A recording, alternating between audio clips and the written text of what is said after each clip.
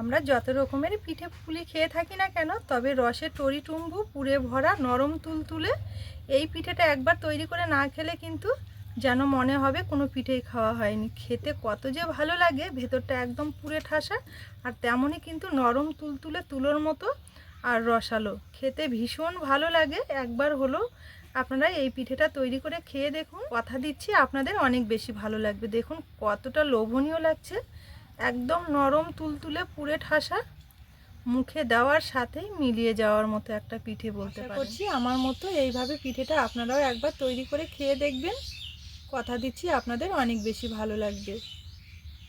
নমস্কার বন্ধুরা, নতুন পর্ব দেখার জন্য আপনাদের সকলকে জানাই স্বাগত কাজলি ভিলেজ ফুড রান্নাঘরে। আজকে আবারও নতুন একটা পিঠে রেসিপি নিয়ে চলে এসেছি। আজকে যে পিঠেটা তৈরি করে দেখাবো আশা করছি আপনাদের অনেক বেশি ভালো লাগবে। পুরে ভরা নরম তুলতুলে হবে, খেতে কিন্তু ভীষণ ভালো আর আপনারা খুব সহজেই তৈরি করে নিতে পারবেন। আশা করছি রেসিপিটি আপনাদের কাছে অনেক বেশি ভালো লাগবে। চ্যানেলে নতুন বন্ধু হয়ে থাকলে সবার আগে চ্যানেলটি সাবস্ক্রাইব করে পাশে থাকার অনুরোধ রইল। পিঠে বানানোর জন্য সবার প্রথমে উনুন জেলে একটা কড়াই বসিয়ে নিয়েছি। এবারে কড়াইয়ে নিয়ে নেব 1 চামচ মতো ঘি। এবার ঘিয়ের মধ্যে নিয়ে নেব এই ছোট বাটি মেপে হাফ বাটি সুজি। তো আজকের পিঠেগুলো আমি সুজি দিয়ে তৈরি করব। এবারে হালকা আছে নেড়ে চেড়ে সুজিটা একটু ভেজে নেব, তবে সুজিতে কিন্তু কোনো রকমের কালার আসতে দেব না। কন্টিনিউ এইভাবে নেড়ে চেড়ে হালকা করে একটু ভেজে নিতে হবে, যাতে সুজির কাঁচা গন্ধটা চলে যায়। এই যে দেখুন এখানে কন্টিনিউ নেড়ে চেড়ে সুজিটা আমি একটু ভালো করে ভেজে নিয়েছি আর সুজিতে কিন্তু কোনো রকমের কালার আসেনি। এভাবে একটু ভেজে নিতে হবে। এবার যে বাটি মেপে সুজি নিয়েছিলাম ঠিক সেই বাটি মেপে নিয়ে নেব 1.5 বাটি জল। হালকা আছে একটু নেড়ে চেড়ে নেব। আর এতে নিয়ে নেব সামান্য একটু লবণ। হালকা আছে নেড়ে চেড়ে খুব সুন্দরভাবে একটা ডো বানিয়ে নেব। আর এই সময় কিন্তু উনুনের আঁচটা একদমই হালকা রাখতে হবে, এতে করে দেখবেন সুজিটা খুব ভালো মতো সেদ্ধ হবে আর খুব সুন্দরভাবে একটা ডোয়ে পরিণত হবে।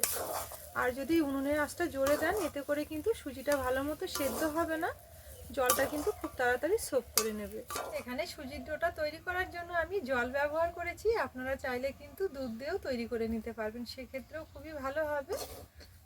তবে যাই দিয়েই করুন না কেন হালকা আছে সুজিটা একটু ভালো করে সেদ্ধ করে তারপরেই নামিয়ে নিতে হবে। যখন দেখবেন খুব সুন্দর একটা ডোয়ে পরিণত হবে, এখানে আমি খুব সুন্দরভাবে একটা ডোয়ে পরিণত করে নিয়েছি। হালকা আছে নেড়ে চেড়ে এবার নামিয়ে একটা থালাতে নামিয়ে নেব। নেওয়ার পর এইভাবে একটু মেলে দেবো, এতে করে দেখবেন ডোটা হালকা একটু ঠান্ডা হবে, সেক্ষেত্রে মেখে নিতে অনেকটাই সুবিধা হবে। এখানে আবারও কড়াই পরিষ্কার করে বসিয়ে নিয়েছি। এবার পিঠের জন্য পুরটা তৈরি করে নেব। তার জন্য এখানে 1 মালাই মতো ফ্রেশ নারকেল কোড়া নিয়েছি, কড়াইয়ে নিয়ে নেব। কিছুটা পাটালি গুড়। শীতের সময় যে কোনো পিঠেতে পাটালি গুড় ব্যবহার করলে খেতে অনেক বেশি ভালো। হালকা আছে নেড়ে চেড়ে খুব সুন্দরভাবে গুড়ের সঙ্গে নারকেলটা মিশিয়ে ভালো করে একটু ঝুরঝুরের মতো পুর তৈরি করে নেব।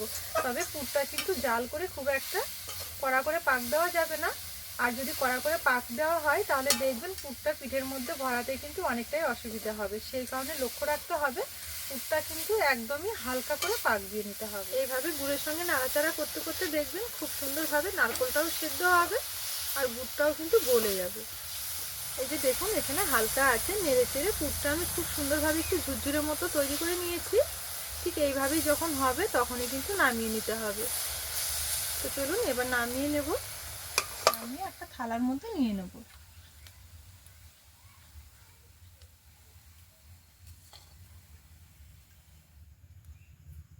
পিঠের জন্য এদিকে পুরটা তৈরি হতে হতে এদিকে কিন্তু সুজির ডোটা 5-7 মিনিট একটু ঠান্ডা হয়েছে। এবার ভালো করে মেখে নেব।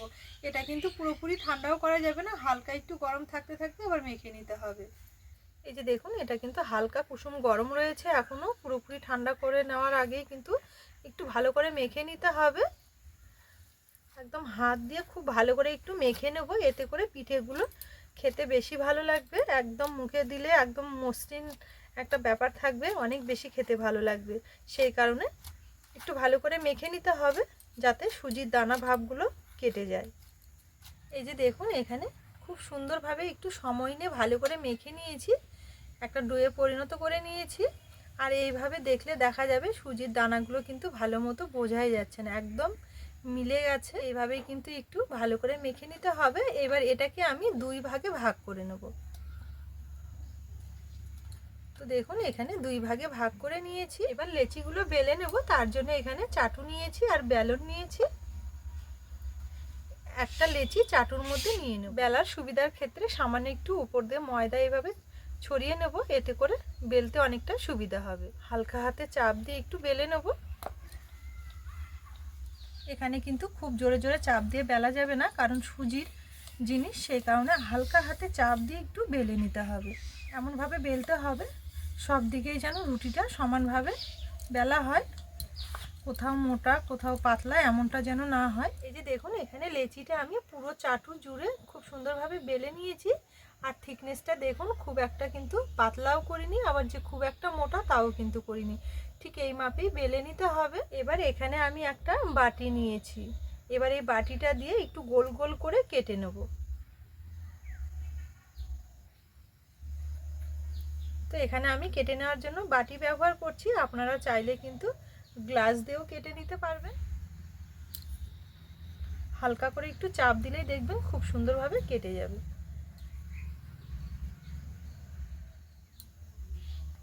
এই যে দেখুন এখানে খুব সুন্দরভাবে কেটে নিয়েছি গোল গোল করে।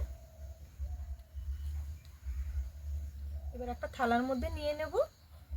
এবার কেটে নেওয়ার পর বাকি যে অংশগুলো রয়েছে এগুলোও কিন্তু আমি আবারও গোল করে নেওয়ার পর ভালো করে বেলে গোল গোল করে কেটে নেব। একইভাবে বাকি লেচিটাও চাটুর মধ্যে নিয়ে খুব সুন্দরভাবে একটু বেলে নেব। তো দেখুন এখানে দেখতে দেখতে সব লেচিগুলোই আমি খুব সুন্দরভাবে বেলে এইভাবে গোল গোল করে কেটে নিয়েছি। তো চলুন এবার পিঠের শেপগুলো দিয়ে নেব। এবার একটা লেচি চাটুর মধ্যে নিয়ে নেব। চাটুর মধ্যে নিয়ে নেব।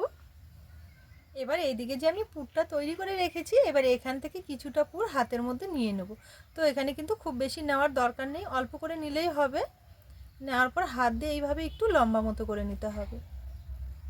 লম্বা মতো করে নিয়ে পিঠের মধ্যে এইভাবে নিয়ে নেব। নেওয়ার পর এইভাবে একটু ভাঁজ দিয়ে দেব। পুরটা নেওয়ার পর ভাঁজ করে দিয়ে এইভাবে একটু আঙুল দিয়ে চেপে চেপে দিতে হবে। তো দেখুন এখানে খুব সুন্দরভাবে একটা পিঠে তৈরি করে নিয়েছি। আপনারা চাইলে কিন্তু ঠিক এইভাবেও তৈরি করে নিতে পারবেন। তো আমি এখানে একটু ডিজাইন দিয়ে নেব, এতে করে দেখতে অনেক বেশি ভালো লাগবে। ডিজাইন দেওয়ার জন্য এখানে একটা পেন ব্যবহার করছি। তো এই পেনটা দিয়ে এইভাবে একটু চেপে চেপে নেব।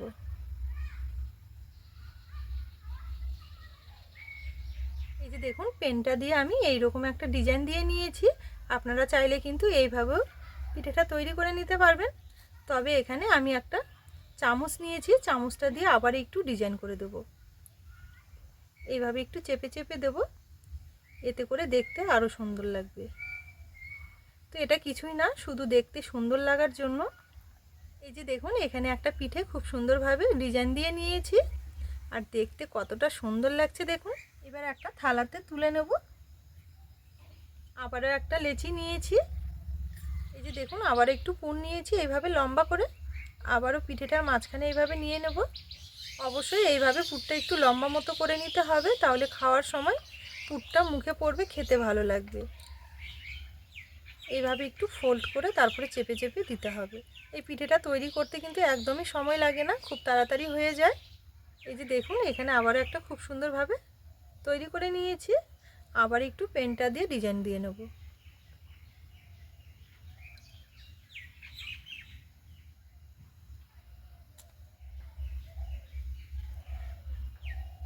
এটা কিন্তু পুরোটাই অপশনাল, আপনারা যে কোনো ডিজাইন দিয়ে নিতে পারেন। এইভাবে দিচ্ছি, আপনাদেরও যে দিতে হবে এমনটা কিন্তু না, আপনারা পছন্দ মতো যে কোনো ডিজাইন দিয়ে নিতে পারবেন।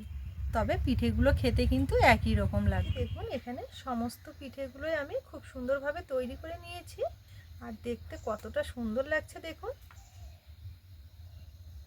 তো চলুন পিঠেগুলো এবারে ভেজে নেব। এখানে পিঠেগুলো ভেজে নেব, তার জন্য আবার একটা কড়াই বসিয়ে দিয়েছি। কড়াইয়ে নিয়ে নেব কিছুটা সাদা তেল। তেলটা ভালো করে একটু গরম করে নিতে হবে, কারণ সুজির যে কোনো জিনিস ভেজে নিলে কিন্তু তেলটা প্রথমে ভালো মতো গরম করে নিতে হবে।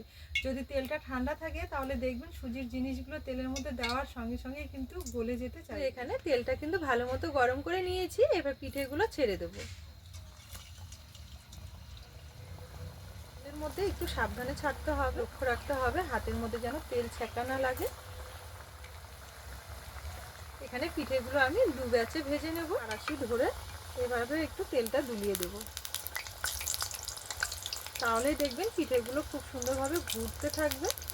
আর যখন দেখবেন এভাবে ঘুরতে ঘুরতে গাটা একটু শক্ত হবে, তখনই কিন্তু একটু নাড়াচাড়া করে ভেজে নিতে হবে। এবার এখানে একটা চামচ ব্যবহার করছি, একটু উল্টে দেব।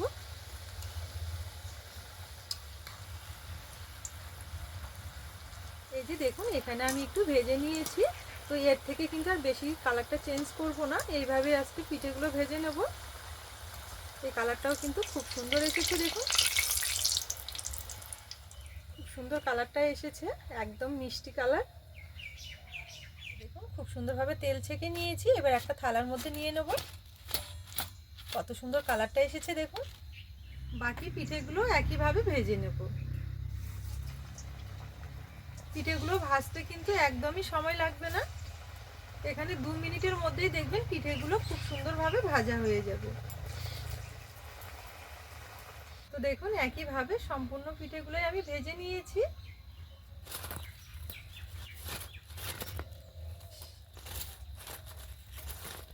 দেখতে কতটা লোভনীয় লাগছে দেখুন।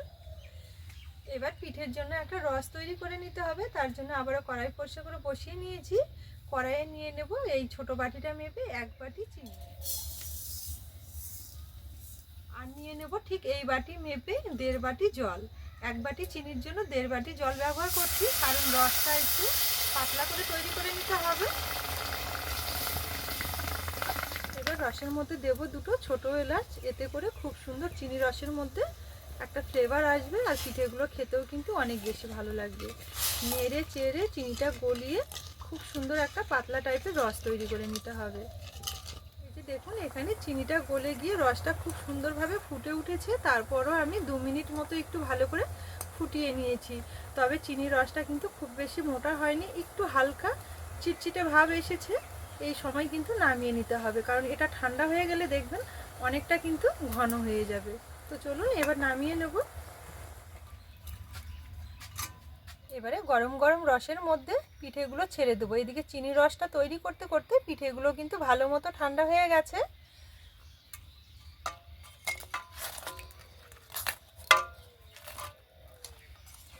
এবার রসের সঙ্গে ভালো করে একটু নেড়ে চেড়ে নেব।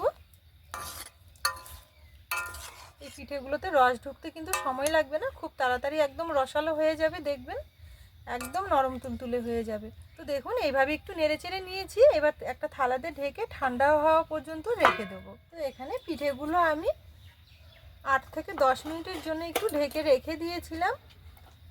এবার ঢাকাটা তুলে নেব।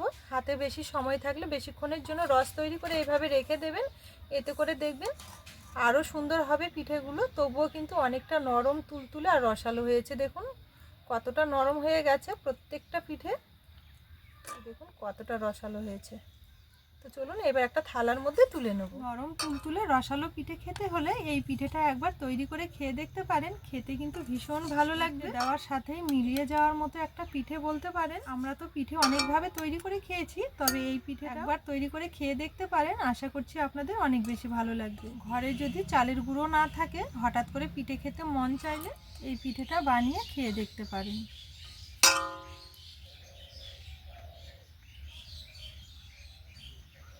তো দেখুন এখানে সম্পূর্ণ পিঠেগুলো খুব সুন্দরভাবে তুলে নিয়েছি। উপর দিয়ে একটু রস দিয়ে দেব। এই যে দেখুন কতটা সুন্দর লাগছে দেখতে, খেতেও কিন্তু ভীষণ ভালো লাগবে এই পিঠেগুলো। একবার হলেও অবশ্যই বাড়িতে তৈরি করে খেয়ে দেখতে পারেন, আশা করছি আপনাদের অনেক বেশি ভালো লাগবে। তাহলে বন্ধুরা আজকের এই রসালো পুরে ভরা নরম তুলতুলে রসপুলি পিঠে আপনাদের কেমন লেগেছে অবশ্যই কিন্তু একটা কমেন্টের মাধ্যমে জানাবেন। পুরো ভিডিও দেখে রেসিপি ভালো লেগে থাকলে সবার আগে চ্যানেলটি ফলো করে পাশে থাকবেন। আজকের জন্য রেসিপি এখানেই শেষ করলাম, ফিরে আসবো পরের দিন নতুন রেসিপি নিয়ে। ততক্ষণের জন্য আপনারা ভালো থাকবেন, সুস্থ থাকবেন, সাবধানে থাকবেন।